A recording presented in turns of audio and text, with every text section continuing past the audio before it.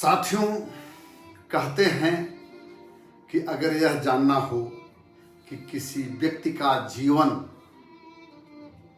सफल रहा कि विफल रहा, और सफल रहा तो किस रूप में रहा और कितना रहा, यह जानना है तो हमें उस व्यक्ति के दिवंगत होने पर लोग अपने विचार और उद्गार किस तरह से व्यक्त किए हैं, उन्हें सुनना और जानना चाहिए।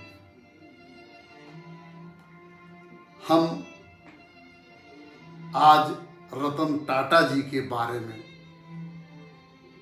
बोल रहे हैं आप लोगों से। आप लोगों को अंदाजा लग गया होगा।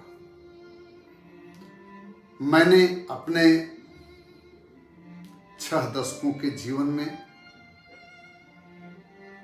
किसी भी दूसरे व्यक्ति के लिए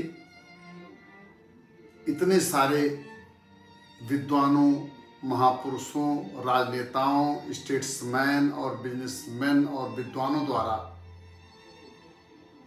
किसी भी एक व्यक्ति के बारे में उसके दिवंगत होने के समय, उसके मृत्यु होने पर ऐसे शब्दों का प्रयोग, ऐसे भावों का अभिव्यंजन नहीं सुना है जैसा रतन टाटा जी के दिवंगत होने पर सुना है। अब उनके बारे में जो शब्द प्रयुक्त हुए हैं उनकी मैं कुछ की जो चर्चा करूं तो हमें अंदाजा लग जाएगा। उन्हें फिलैंथ्रोपिस्ट कहा है बड़े बड़े विद्वानों ने, चिंतकों ने, यानी हिंदी में कहें तो मानव प्रेमी, मैन ऑफ लिगेसी। ऐसा व्यक्ति जिसकी लिगेसी यानी जिसका बनाया हुआ ढर्रा बहुत लंबे समय तक चले, युगों तक चले। रतन जी के लिए लीजेंड शब्द का यूज किया, मतलब कि लीजेंडरी पर्सनालिटी रहे।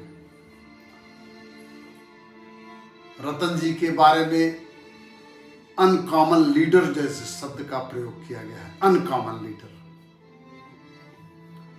उन्हें सिंबल ऑफ कंपैशन कहा गया है। सिंबल ऑफ कंपैशन हिंदी में कहें तो करुणा के स्वरूप, या और भावात्मक अनुवाद करें तो एकदम करुणाकर। उन्हें टाइटान शब्द से विभूषित किया लोगों ने। उन्हें मैन ऑफ विजन कहा है लोगों ने। उनके बारे में फ्रेज यूज हुआ, ही मेड इंडिया बेटर। रतन जी के बारे में फ्रेज यूज हुआ कि man of ethics, man of morals. सिद्धांतों के, नीतियों के, आचरण के व्यक्ति थे। मैन ऑफ स्पिरिट यानी आध्यात्मिक व्यक्ति थे। इतने सारे शब्दों का प्रयोग रतन टाटा जी के लिए महत्वपूर्ण लोगों ने दुनिया भर से कहा है।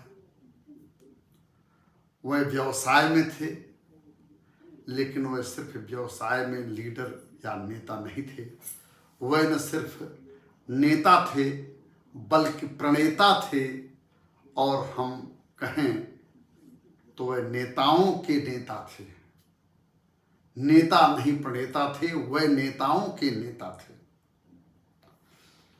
उन्हें लोग कैरिस्मेटिक पर्सनालिटी के रूप में भी डिफाइन किया है। उनमें लोगों ने टीचेबिलिटी देखी है। रतन जी में लिसन करने की क्षमता लोगों ने देखी है।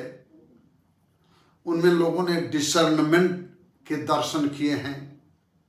डिसर्नमेंट हुआ जो नीर क्षीर विवेक, दूध का दूध, पानी का पानी कर सके।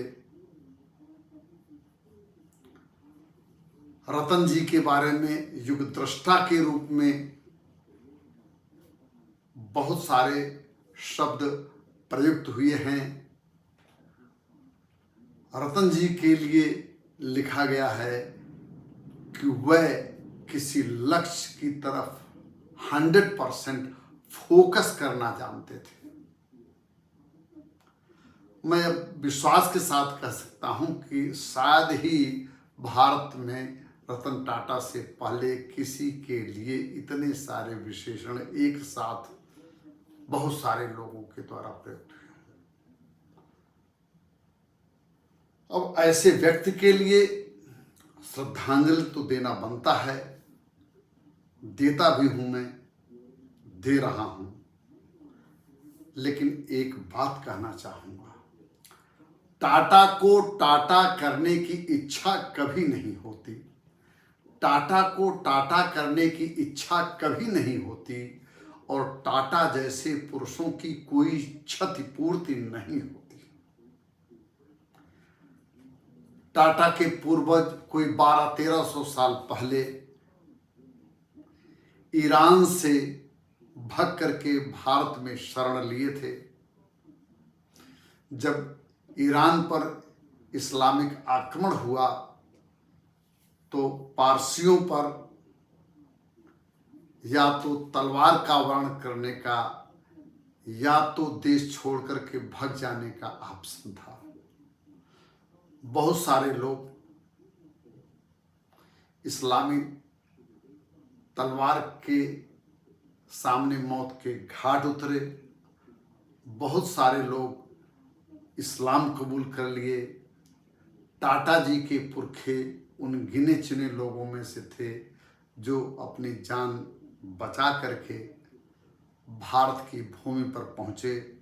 और भारत का क्या कहना, महिमा जो हमारा होता है वह प्राण से प्यारा होता है।